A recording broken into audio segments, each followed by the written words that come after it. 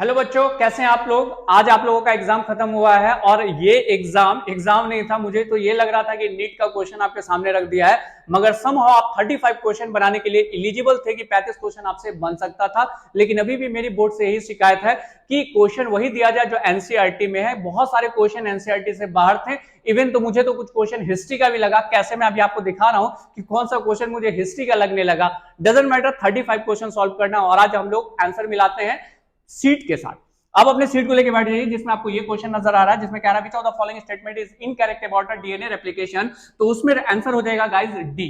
क्यों डी होगा? इसलिए क्योंकि जब डीएनए रेप्लिकेट करता है तो एक कंटिन्यूअस स्ट्रैंड्स होता है और दूसरा डिसकंटिन्यूअस होता है, जिसको लैगिंग स्ट्रैंड्स भी कहते हैं। तो राइट आंसर होगा यहाँ पे गाइस डी। अगले क्वेश्चन में चलते हैं, मतलब क्वेश्चन नंबर 2, जिसमें क्या था, which of the following enzymes is responsible for transcription of ribosomal RNA. तो यहां पर आपका आंसर होने जा रहा है आंसर बी। मतलब ये याद रखना है कि आरएनए पॉलीमरेज फर्स्ट जो है वो यूज होता है किसमें, राइबोसोम को बनाने में। क्लियर है। क्वेश्चन नंबर 3 की बारी आ रही है और इसमें क्या कह रहा है, some amino acid are coded by more than one codon, such code is known as. उस कोड को हम लोग क्या कहते हैं? The right answer is B. Clear.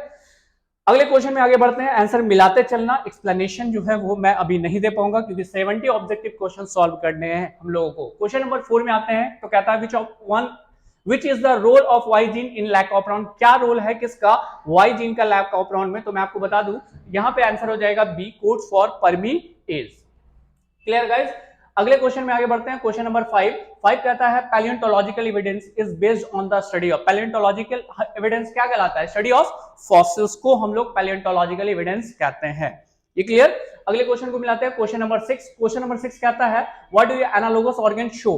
क्या ये शो करता है? तो the right answer is convergent evolution. The answer is B. Clear है। चलो क्वेश्चन नंबर 6 के बाद अगला क्वेश्चन हमारे पास आ रहा है 7। मुझे तो ये लगा था कि ये हिस्ट्री का ही क्वेश्चन आपसे दाग दिया है। इसका आंसर मुझे नेट पे सर्च करना पड़ा, बाकी जो बायोलॉजी से था वो मैंने सॉल्व कर लिया। मतलब आप खुद देखो, when did the pre historic caves art develop. तो आर्ट का डेवलपमेंट वगैरह ये तो हिस्ट्री में हम लोग पढ़ते हैं। हाँ, हमें जानना है तो हम क्या बोलते हैं कि फॉसिल्स रिकॉर्ड के हिसाब से हम लोग पढ़ाई करते हैं। तो आंसर क्या हो जाएगा? डी। क्लियर। चलो एक आध क्वेश्चन अगर एक्स्ट्रा भी आ गया तो बोर्ड वाला क्वेश्चन जो है वो हम लोग को रिलेट करते हैं। Question number 8, amounts of which vitamin increase after conservation of conversion of milk into curd. अगर आप कर्ड लिखना था, लिख दिया कार्ड, ठीक है, कर्ड होगा द राइट आंसर। मतलब क्वेश्चन में ही मिस्टेक है but doesn't matter. The right answer is vitamin B12। जब दूध को आप दही में कन्वर्ट करते हो तो उसमें विटामिन B12 इंक्रीज कर जाता है। क्लियर है। चलो तो आंसर हो जाएगा इसका गाइस ए। नेक्स्ट क्वेश्चन चलते हैं। क्वेश्चन नंबर 9, जिसमें कहता है Alexander Fleming discovered penicillin. Penicillin एक फंजाई था जिसका डिस्कवर्ड किया था, मतलब किस बैक्टीरिया के साथ, कौन सा बैक्टीरिया को ये मार रहा था। तो आंसर है स्टेफाइलोकोकस। Answer C. मतलब 9 का आंसर सी। चलिए आगे गाइस क्वेश्चन नंबर 10 है और 10 में क्या कहता है कि विच of the following inhibit synthesis of cholesterol. इनमें से कौन है जो कोलेस्ट्रॉल के सिंथेसिस को रोकता है, एक तरह से मोटापे को रोकने का काम करता है। तो स्टैटिन। क्लियर है। The right answer is D. किसका? 10 का। वो तो आपको दिख ही रहा होगा बोर्ड पे जो मैं टिक आउट कर रहा हूं। अगला क्वेश्चन नंबर है 1, capacity to generate a whole plant body from a plant cell is called. इसको हम लोग टर्म को कहते हैं टोटी पोटेंशियो और ये मैंने कई बार आपको बताया भी है पीवाईक्यू में। क्लियर है। क्वेश्चन नंबर 11 के बाद अगला क्वेश्चन नंबर है 12, Hissardale is the breed of which of the following animals. Hissardale किसकी वेराइटीज है? तो हिरसाडेल सिप की varieties. The right answer is C. 12 का आंसर क्या हो गया? सी हो गया। 12 के बाद अगले क्वेश्चन में आगे बढ़ते हैं। Question number 13, which of the following technique was used to get yellow mosaic virus resistance म्यूलेंटल। बेटा ये क्वेश्चन जो है ये हमने जीआरएफ में पढ़ा था और ये 12 से रिलेटेड तो नहीं है कि म्यून ऑफ जीन उसके बारे में पढ़ा जाए, लेकिन फिर भी आपसे सवाल पूछा, मैं आंसर बता रहा हूं। ये आउट ऑफ सिलेबस क्वेश्चन है, घबराना मत। Answer A. अगर इस क्वेश्चन को छोड़ के भी चलते हो तो 35 क्वेश्चन आपका आराम से बनेगा, वो मैंने कैलकुलेट करके निकाल दिया। Clear. The right answer is a. अगले केस में आते हैं। नेक्स्ट क्वेश्चन क्या कहता है? क्वेश्चन नंबर कहता है 14 कहता है reason of movement of DNA fragment toward the anode and electrophoresis is DNA fragments being. मतलब जेल इलेक्ट्रोफोरेसिस में जो डीएनए सेपरेट होता है उसके पीछे कारण क्या है? कारण सिंपल सा है कि डीएनए कौन सा चार्ज है? नेगेटिव चार्ज है। मतलब 14 का आंसर क्या हो गया? ए। नेक्स्ट क्वेश्चन में आगे बढ़ते हैं गाइस। क्वेश्चन नंबर 15 है which of the following is not a terminating codon. इनमें से कौन टर्मिनेटिंग कोडॉन नहीं है? तो आंसर होगा AUG। कहे सर क्यों? इसलिए क्योंकि ये इनिशिएशन कोडॉन होता है, मतलब ट्रांसक्रिप्शन यहां से सॉरी ट्रांसलेशन यहां से स्टार्ट होता है। क्लियर है? तो 15 का आंसर हो गया सी। अगला 15 के बाद गाइस 16 है, what is the meaning of charging of transfer RNA? क्या होता है चार्जिंग ऑफ ट्रांसफर आरएनए? तो याद रखिएगा linkage of amino acid with the cognate tRNA, मतलब 16 का आंसर है ए। क्लियर? रीजन मैं बहुत ज्यादा नहीं बता पा रहा हूं क्योंकि 70 क्वेश्चन आपको सॉल्व करने हैं और अगले दिन के लिए तैयारी कीजिए, अभी फिलहाल मिला लीजिए। अगला क्वेश्चन है 17, कहता है which of the following is non infectious disease? इनमें से कौन सा है जो नॉन इन्फेक्शियस डिजीज में आता है? तो भैया कैंसर। कैंसर एक दूसरे से नहीं फैलेगा, एड्स फैलेगा, मलेरिया फैलेगा, टाइफाइड फैलेगा। तो 17 का आंसर क्या है? सी। 17 के बाद गाइस आगे आते हैं, क्वेश्चन नंबर 18 क्या कह रहा है? Which of the following blood cells is known as PMNL? PMNL मतलब पॉलीमॉर्फिज्म न्यूक्लियर लिम्फोसाइट, और ऐसा न्यूट्रोफिल में होता है। सर ऐसा क्या है? थोड़ा सा बता देते हैं, क्योंकि न्यूट्रोफिल 2 लोग 3 लोग का भी पाया जाता है, 4 लोग का भी पाया जाता है। ठीक है, तो पॉलीमॉर्फिज्म हम जनरली किसको कहते हैं? न्यूट्रोफिल को। बाकी सब में फिक्स्ड नंबर लोब्स होंगे। क्लियर? तो 18 का आंसर क्या है? सी। 18 के बाद अगले क्वेश्चन में बढ़ते हैं, क्वेश्चन नंबर 19, जिसमें कह रहा है which of the following is abundant found in colostrum? Colostrum क्या कहते हैं? मां जो पहला दूध बच्चे को पिलाती है उसको क्लोस्ट्रम कहते हैं, और आपको बहुत अच्छे तरीके से पता होगा the right answer is a. Clear? IgA antibodies जो है वो पाया जाता है मां के पहले दूध में। सही है? तो 19 का आंसर हो गया ए। 19 के बाद गाइस 20, नंबर के हिसाब से मत मिलाना, नंबर के हिसाब से इसलिए नहीं मिलाना क्योंकि ये जे वाला शेट मैं बना रहा हूं। अगर आपके पास जे है तो नंबर मैच कर रहा है, लेकिन ए बी है तो क्वेश्चन का नंबर आगे पीछे जाएगा। ठीक है, ऐसे क्वेश्चन मिलाना वहां पे, वीडियो को रोक के। What is the diacetylmorphine? Diacetylmorphine किसको कहते हैं? हीरोइन को कहते हैं। कौन सा? करिश्मा कपूर या करीना कपूर? बेटा किसी भी कपूर को नहीं, ये एक तरह का ड्रग्स है। तो 20 का आंसर क्या हो गया? 20 का आंसर हो गया गाइस बी। अगले क्वेश्चन में आगे बढ़ते हैं, question number 21, which fever is confirm by the Widal test? मतलब विडाल टेस्ट हम किस फीवर में करेंगे? मतलब क्या होगा जो विडाल टेस्ट करेंगे? तो टाइफाइड करेंगे होता है, तब विडाल टेस्ट उसको कंफर्म करता है। चलें, चल मतलब 21 का आंसर क्या हो गया? बी हो गया। अगले बार 21 के बाद 22 में आते हैं, कहता है after how many months of pregnancy do limbs and digits embryo develop? मतलब मां के पेट में जो बच्चा रहता है वो कितने महीने में उसका लिम्स बन जाता है, मतलब हाथ और पांव? तो लगभग 2 महीने के अंदर ही उसका लिम्स बनना स्टार्ट हो जाता है। तो 22 का आंसर क्या हो जाएगा? ए। 22 के बाद गाइस 23 में आते हैं, तो कहता है which of the following secret large amount of progesterone? इनमें से कौन है जो लार्ज अमाउंट में क्या सीक्रेट करता है? एक हार्मोन जो प्रोजेस्टेरोन हार्मोन है। तो आंसर हो जाएगा सी, कॉर्पस ल्यूटियम। ऐसे ग्रेप्शन फॉलिकल्स भी सीक्रेट करेगा और भी प्राइमरी फॉलिकल्स भी सीक्रेट करेगा, लेकिन इन लोगों का सीक्रेशन उस लेवल पे नहीं होगा जितना ज्यादा कॉर्पस ल्यूटियम सीक्रेट करेगा। सो आंसर इज सी। 23 के बाद गाइस 24 नंबर क्वेश्चन मिला लो। 24 कहता है after ovulation the ovum is surrounded by the group of cell is called? जब वो बाहर निकल जाएगा ओवा, और वो आसपास किस सेल से सिक्रीट करता है? तो ये आंसर हो जाएगा कोरोना रेडी आटा। मैंने क्या याद दिलाया था? मारेंगे चाटा, याद हो जाएगा कोरोना रेडी आटा।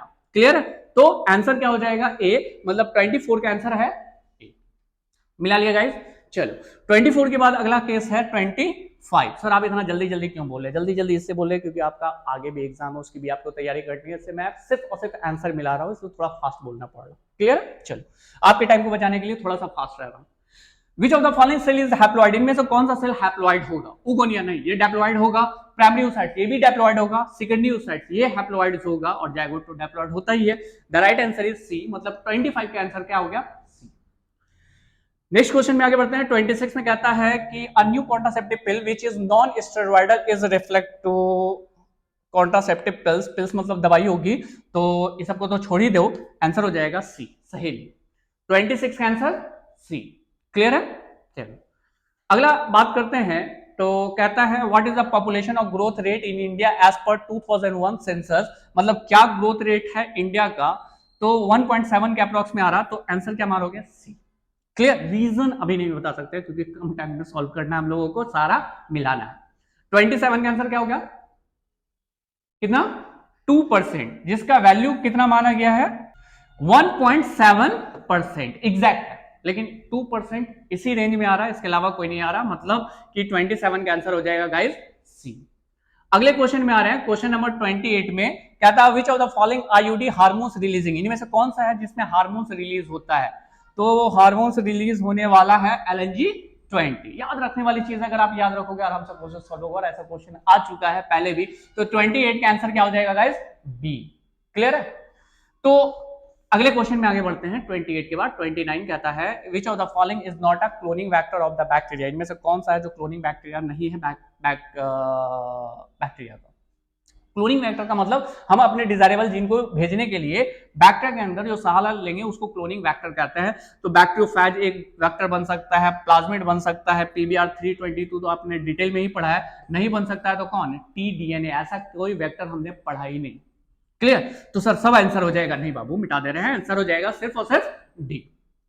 30 नंबर क्वेश्चन में आगे बढ़ते हैं, which of the following method is used to inject recombinant DNA into the nucleus in animal cell directly, मतलब कौन सा ऐसा मेथड है जिसमें डायरेक्ट आप डाल सकते हो कोई जीन को, रिकॉम्बिनेंट डीएनए को किसके अंदर, न्यूक्लियस के अंदर, न्यूक्लियस और एनिमल सेल, तो आंसर हो जाएगा माइक्रो इंजेक्शन।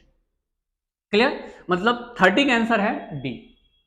30 के बाद अगले क्वेश्चन में बढ़ते हैं 31 कहता है for isolation of DNA in fungus treated with the nucleus with enzyme, answer हो जाएगा काइटिनेज। सर कहे इसलिए क्योंकि फंजाई का जो सेल वॉल होता है वो काइटिन का बना होता है, तो एंजाइम्स कौन सा यूज करेंगे, काइटिनेज। प्लांट का होता है तो सेलुलोज ऐड करते हैं, क्यों, क्योंकि उसका सेल वॉल किसका बना होता है, सेलुलोज का। तो यहां आंसर हो जाएगा गाइस डी, 31 का डी। 31 के बाद अगले क्वेश्चन में आगे बढ़ते हैं 32, और 32 क्या कहता है कि विच of the following is absent in PBR 322, इनमें से क्या आपको नहीं दिखा है PBR 322 में, ओरिजिन ऑफ एप्लीकेशन भी होता है, रेस्ट्रिक्शन साइट भी होता है, एंटीबायोटिक रेजिस्टेंस भी होता है, तो राइट आंसर इज हो जाएगा tDNA, नहीं होता है PBR 322 में, ये प्लाज्मिड है। 32 का आंसर सी। 32 के बाद बारी आ रही है 33, कहता है in the foreign DNA inserted a tetracycline resistance gene the recombinant plasmid, मतलब आप अगर एक जीन को ऐड कर दो, कहां, तो आप इस जीन को ऐड कर दो रहे हो प्लाज्मिड में, कौन से प्लाज्मिड में, जहां पे रेसिस्टिविटी है, तो जाहिर सी बात है लॉस हो जाएगी रेसिस्टिविटी किसकी, टेट्रासाइक्लिन की। तो 33 का आंसर हो जाएगा गाइस बी। क्लियर है, चलो 33 के बाद अगला क्वेश्चन है 34, from which of the following bacteria thermostable DNA polymers is isolated, thermos aquaticus, thermos मतलब हीट से ही आपको रिलेट कर लो ना, थर्मोस्टेबल, थर्मस एक्वाटिकस, और इसी का ना एंजाइम्स लेते हैं जो पीसीआर में यूज करते हैं। तो खैर 34 का आंसर है गाइस बी। चलेगा, अगले क्वेश्चन में आते हैं, अगला क्वेश्चन है 34 के बाद 35, विच of the following bacteria synthesis insecticidal protein, इनमें से कौन सा बैक्टीरिया है जो एक ऐसा प्रोटीन सीक्रेट करता है जिससे इंसेक्ट मर जाए, तो ऐसा आंसर है बैसिलस थ्रैंजिनेसिस, बीटी कॉटन नाम का जो प्रोटीन बना था तो इसी से जीन लिया गया था, बीटी जीन। क्लियर, तो 35 का आंसर बी। कोशिश कर रहे हैं कि जल्दी खत्म हो। 36, विच of the following statement is incorrect about the temperature, इनमें से कौन सा सही है, तो बेटा ये तो हमको लग रहा है फिजिक्स से रिलेटेड सवाल पूछ दे, लेकिन उतना भी आसान सवाल है कि आप आराम से जवाब दे सकते हो। यहाँ आंसर हो जाएगा C, temperature increase with increase in height, नहीं, जितना जितना हाइट ऊपर जाते जाते हैं तो टेम्परेचर डिक्रीज करता है ना कि इंक्रीज करता है, और हमें इनकरेक्ट स्टेटमेंट खोजना, तो खोज लिया हमने, आप लिख लो 36 का आंसर क्या हो जाएगा गाइस, सी। 36 के बाद अगला है 37, at which level the natural selection operated to evolve the desired trait, किस लेवल पे हमें डिजायर्ड ट्रेट मिल सकता है इवॉल्व करके नेचुरल सिलेक्शन, तो नेचुरल सिलेक्शन में आंसर आ जाएगा पॉपुलेशन लेवल, पॉपुलेशन ज्यादा होगा, एग्जिस्टेंस ज्यादा होगा, वगैरह वगैरह बहुत सारी बातें हैं। 37 का आंसर है बी। क्लियर, 37 के बाद गाइस 38 में आते हैं, what is the percentage of individual pre reproduction and post reproduction phase and decrease the order in the age pyramids human population it so the population is, तो answer हो जाएगा guys expanding. क्यों, क्योंकि यहाँ 3 stage बना है, pre, दूसरा reproduction और दूसरा पोस्ट रिप्रोडक्शन, और कौन से ऑर्डर में, डिक्रीजिंग ऑर्डर, डिक्रीजिंग ऑर्डर मतलब घटते क्रम में, बड़ा फिर उससे छोटा और फिर उससे छोटा, तो ऐसे केस में हम इसको बोलते हैं एक्सपैंडिंग।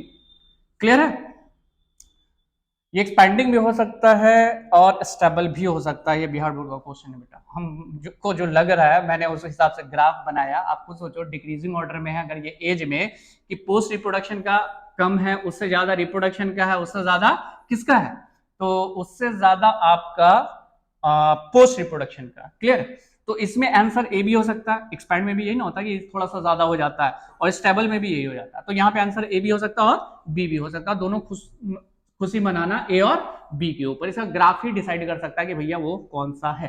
क्लियर, लेकिन इसको थ्योरेटिकली उतारने का कोशिश किया तो कंफ्यूजन आ गया, ए में और सी में, ए एंड सी दोनों हो सकता है। चलो आगे बात करते हैं 39 के ऊपर। Which of the following reproduce once in the lifetime, कौन ऐसा है जो अपनी जिंदगी में सिर्फ एक बार रिप्रोडक्शन करता है? तो Pacific salmon and bamboo tree अपने लाइफ में, पूरे लाइफ में एक बार ही रिप्रोडक्शन करता है। तो 39 का आंसर ए। 39 के बाद आगे आते हैं 40 नंबर क्वेश्चन में। What was the reason of coexistence of 5 closely related species are warblers? The reason is resource partitioning. क्या है कि जो रिसोर्सेज है उसको ये लोग पार्टिसिपेट करके ही एक जगह पे रह सकता है। तो 40 का आंसर क्या हो जाएगा भाई? बी। क्लियर? चलो 30 क्वेश्चन और बचा है, फटाफट मिलाते हैं। Which of the following plants produce poisonous cardiac glycosides? Answer है कैलियोट्रोपिस, और ये आसपास आपके पाया भी जाता है, मिल्क किस टाइप का निकलता है, और अगर कोई बकरी वगैरह खा लेगा तो उसका मतलब हार्ट में ब्लॉक वगैरह कर देगा, इसलिए जल्दी कोई प्लांट उसको खाता नहीं है। तो 41 का आंसर क्या हो गया? बी। 41 के बाद गाइस 42 में आते हैं। Which of the following are decomposer? इनमें से कौन सा डिकम्पोजर है? फंजा या बैक्टीरिया? ये दोनों डिकम्पोजर्स होते हैं। क्लियर? बाकी कोई डिकम्पोजर्स कॉम्बिनेशन में सही नहीं लग रहा है। एल्गी नहीं हो सकता, वायरस नहीं हो सकता, यहां भी वायरस दे दिया, तो राइट आंसर इज सी। चले आगे 42 का आंसर हो गया क्या? सी। 42 के बाद गाइस आगे बात करते हैं, मतलब 42 के बाद नेक्स्ट क्वेश्चन है 43। In cross between the true breeding red flower, एक रेड फ्लावर है, true breeding with the white flower, red white दोनों, एनियम the F1 generation with pink formed which of the following example? तो answer हो जाएगा सी, incomplete dominate. Example तो कई बार NCERT में पूछा गया। क्लियर? चलो 35 आपको बनाना था, और 35 क्वेश्चन आपका मैच कर रहा है कि नहीं कर रहा। चलो अगला क्वेश्चन है 44। विच of the following statement is incorrect? इनमें से कौन सा स्टेटमेंट है जो क्या हो जाएगा? गलत हो जाएगा। तो कहता है character of control in the factors are discrete in P factors in pairs alleles bend to the each other. Answer D. ठीक है, इनमें से कौन सा स्टेटमेंट है जो इनकरेक्ट है, मतलब गलत स्टेटमेंट कौन सा है? तो आंसर हो जाएगा डी। चले आगे, चलो 44 का आंसर डी हो गया। 44 के बाद अगली गाड़ी 45 की तरफ बढ़ती है। What is the cytological basis of law of independent assortment? क्या है cytological basis of law of independent assortment का? There is a no blending alleles. ठीक है, आगे कहता है alleles of a pair separate during the gamete formation. Allele में भी डोमिनेंट और recessive pair of chromosomal allele themselves in a line independently metaphase. दो इसका राइट आंसर हो जाएगा गाइस ए। ब्लेंडिंग इनहेरिटेंस नहीं हो सकता इंडिपेंडेंट असॉर्टमेंट में, तो 45 का आंसर ए। चलिए आगे 45 के बाद गाइस अगला है 46, और 46 में क्या था? Who propounded the chromosomal theory of inheritance? Chromosomal theory of inheritance किसने दिया था? तो याद रखना सूटॉन एंड बोवरी ने दिया था, मतलब 46 का आंसर क्या हो गया? बी। नेक्स्ट क्वेश्चन में आगे बढ़ते हैं। 46 के बाद अगला 47। विच of the following is not a chromosomal disorder? इनमें से कौन सा क्रोमोसोमल डिसऑर्डर नहीं है? तो हीमोफीलिया, सॉरी, तो जेनेटिक डिजीज है, ये जेनेटिक डिजीज है, लेकिन ये मेडिलियन डिसऑर्डर है। क्रोमोसोमल डिसऑर्डर ये तीन आ जाता है। ठीक है, 47 का आंसर डी। 47 के बाद आगे आते हैं 48। Who provide X ray deflection of DNA? Watson and Crick ने डीएनए का मॉडल दिया था, लेकिन एक्सरे डिफ्रैक्शन जो बताया गया था वो फ्रैंकलिन के द्वारा बताया गया था, और इसी फ्रैंकलिन के दिए हुए मेथड को वाटसन एंड क्रिक ने अप्लाई था और डीएनए का मॉडल बना के बताया। क्लियर? तो आंसर हो जाएगा गाइस ए। अगला क्वेश्चन में आगे बढ़ते हैं, मतलब 48 के बाद 49। What was the conclusion of Hershey and Chase experiment? Hershey and Chase experiment जो बैक्टीरियोफेज और बैक्टीरिया के ऊपर एक्सपेरिमेंट किया था, और ये बात कंफर्म किया था कि जेनेटिक मटेरियल जो बैक्टीरिया का है वो डीएनए। कंफर्म किया था क्या? कि DNA is the genetic material. अगला बात करें, नेक्स्ट क्वेश्चन में है 49 के बाद 50। HIV attack on which of the following cell? PYQ में कई बार सवाल आया है और कई बार आपने जवाब भी मारा, बिल्कुल सही मारा था। टी हेल्पर सेल जो होता है उस पर अटैक करता है कौन? HIV virus. 50 का आंसर हो जाएगा गाइस डी। 50 के बाद अगला आते हैं 51। Going down the inorganic water soluble nutrient into the soil nutrient is called, इसको हम लोग बोलते हैं humification leaching, and the answer is B, leaching. Clear है? होना भी चाहिए क्लियर है क्या चीज इसमें। नेक्स्ट क्वेश्चन है 52। अकॉर्डिंग टू रॉबर्ट में how many is the global species diversity? तो रॉबर्ट में के अकॉर्डिंग लगभग 7 मिलियन जो है वो लिविंग ऑर्गेनिज्म हमारे आसपास हैं। तो 52 का आंसर है गाइस ए। 52 के बाद अगला आते हैं 53 में, और 53 में कहता है biodiversity of India is what % of the total global species in the diversity, मतलब लगभग ये कितना परसेंट लिविंग स्पेसीज को अपने पास रखता है, मतलब इंडिया में, तो आंसर हो जाएगा 8.1%। क्लियर है? तो 53 का आंसर कौन हो गया? बी। 53 के बाद आगे बढ़ते हैं गाइस, आगे तो बढ़ता रहे सर। 54 में what is the reason of existence of more than 200 species of cichlid fish in lake Victoria? The right answer is alien species invasion. वहां पे एलियन स्पेसीज डाला गया जिससे वहां आसपास जितने भी बहुत सारे ऑर्गेनिज्म थे जो विलुप्त हो गए। तो 54 का आंसर क्या हो जाएगा? बी। 54 के बाद अगला बात करते हैं 55 में, which of the following is not a reason of global warming? इनमें से कौन सा है जो रीजन नहीं है ग्लोबल वार्मिंग का? तो आंसर हो जाएगा डी, क्योंकि ये तीनों रीजन है ग्लोबल वार्मिंग का। 55 का आंसर डी। 55 के बाद अगला है 56, which of the following statement is incorrect about organic farming? इनमें से कौन है? साइक्लिक है, जीरो वेस्ट है, maximum utilisation of resource, and the right answer is D, use of chemical fertilisers का अगर आपने इस्तेमाल किया तो वो वर्ड हट ही गया किस चीज से? ऑर्गेनिक फार्मिंग से। क्लियर? ऑर्गेनिक फार्मिंग में किसी भी केमिकल्स का इस्तेमाल आप नहीं कर सकते हो, तो आंसर क्या था? डी। 56 के बाद कौन? 57। 57 में आते हैं, which of the following is not responsible for vegetative propagation in plant? तो आंसर हो जाएगा ग्यूम्यूल्स। ग्यूम्यूल्स में क्या होता है? गेमा कप टाइप का होता है जिसमें एसेक्सुअल बॉडीज होते हैं जो रिप्रोडक्शन करता है। बाकी ये तीनों का तीनों आपका वेजिटेटिव प्रोपेगेशन में आता है। तो 57 का आंसर हो गया डी। 57 के बाद आते हैं 58, विच of the following statement is incorrect? इनमें से कौन सा स्टेटमेंट इनकरेक्ट है? पहला तो यही तो हमको लग रहा है। क्यों सर? इसलिए क्योंकि एंथ्रीडिया के बारे में जो कह रहा और फीमेल वर्ड को देख के हमने पकड़ लिया। Antheridia is a male body, याद कर, एंथर, एंथ्रीडिया, ठीक है? तो फीमेल बॉडी तो नहीं हो सकता, ये मेल बॉडी हो सकता है। तो 58 का आंसर हो जाएगा गाइस ए। 58 के बाद अगले क्वेश्चन में आगे बढ़ते हैं। 58 के बाद है 59, which of the following plants is refers to as terror of Bengal? किसको माना गया है टेरर ऑफ बंगाल को? तो वाटर हाइकिन, जिसको जल कुंभी कहा जाता है। क्लियर? चल 59 के बाद अगला 60 में क्या था? विच of the following is not a part of the microsporangium? कौन सा पार्ट है जो माइक्रोस्पोरेंजियम का पार्ट नहीं है? तो नाम है माइक्रोपाइल। माइक्रोपाइल किसमें पाया जाता है? तो मेगास्पोरेंजियम में पाया जाता है। चैलाजियल एंड माइक्रोपाइलर एंड, याद आ रहा? बाकी ये तीनों पार्ट आपका आ जाता है किसमें? माइक्रोस्पोरेंजियम में। तो 60 का आंसर आ गया डी। 60 के बाद 61 में अगर आते हैं तो which of the following cells divide to form two male gamete in angiospermic plant? इनमें से कौन सा है जो डिवाइड करके दो मेल गैमेट बनाता है? तो दो सेल है, वेजिटेटिव और दूसरा कौन? Generative cell. तो आंसर हो जाएगा guys B, generative cell. Clear? 61 के बाद अगला 62 नंबर क्वेश्चन में आते हैं। कहता है which of the following is not associated with the egg apparatus? कौन है जो एग एपरेटस से एसोसिएटेड नहीं है? तो आंसर हो जाएगा सी, एंटीपोडल सेल। कहे क्योंकि एंटीपोडल सेल ऊपर रहता है, देख लिया ना स्ट्रक्चर। 62 का आंसर सी। 62 के बाद अगला है 63, scutellum present in the seed is grass is called? Seed grass में एक्सेप्शन बनता है, इसको हम लोग बोलते हैं क्या? इसको हम लोग बोलते हैं नहीं कॉटिलीडॉन, नहीं, एम्ब्रियोनल एक्सिस बोलेंगे। कारण क्या है? स्क्यूट्यूलम जो रहता है वो मोनोकॉट सीड में पाया जाता है और मोनोकॉट वाले सीड में आपको जनरली ये एम्ब्रियोनल एक्सिस बनता है मोनोकॉट में। लेकिन ये किसका केस है? ग्रास का केस है। तो ग्रास के केस में ये जो आपका बन जाएगा वो बन जाएगा कॉटिलीडॉन। याद रखिएगा ये एक्सेप्शन केस है। एक्सेप्शन केस का मतलब स्केट्यूलम जो होता है वो जनरली स्केट्यूलम बाकी सारे मोनोकॉट में एम्ब्रियोनल एक्सिस बनता है, लेकिन ग्रास एक्सेप्शन है जिसमें स्केट्यूलम क्या बन जाता है? कॉटिलीडॉन। क्लियर? तो आंसर डी नहीं बल्कि आंसर बी होगा कंफर्म। सही है?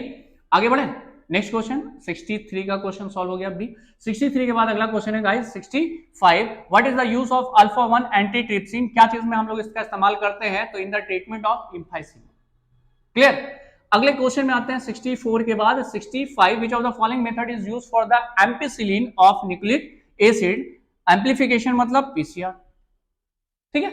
65 के बाद अगला आता है 66 number question, at the pH insecticidal protein synthesized in Bacillus thuringiensis become active alkaline pH। ठीक है? बीटी प्रोटीन जो है वो एक्टिव होता है अल्कलाइन पीएच पे। तो आंसर हो जाएगा 66 का बी। 66 के बाद अगला है 67 और 67 में कहता है RNA interference is utilized to prevent nematodes infection in a tobacco plant by which vector is nematode specific gene is introduce?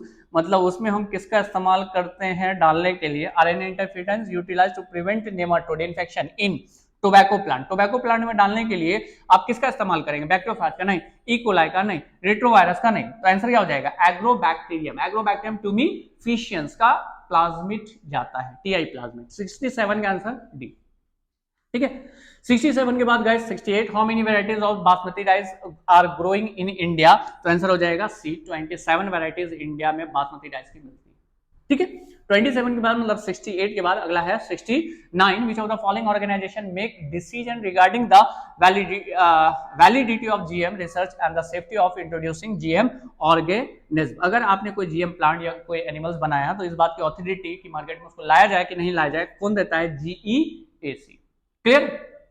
अगला नेक्स्ट है मतलब 69 का आंसर हो गया गाइस सी, और लास्ट क्वेश्चन बचा हुआ है 70, और 70 क्वेश्चन में आता है नेम ऑफ रैमडियो मिश्रा। रैमडियो मिश्रा का नाम आता है इकोलॉजी से, तो ये इकोलॉजी की मतलब ये 70 का आंसर हो गया गाइस ए। और आज का हमारा सेशन यही खत्म होता है। आज के लिए थैंक यू एंड बाय।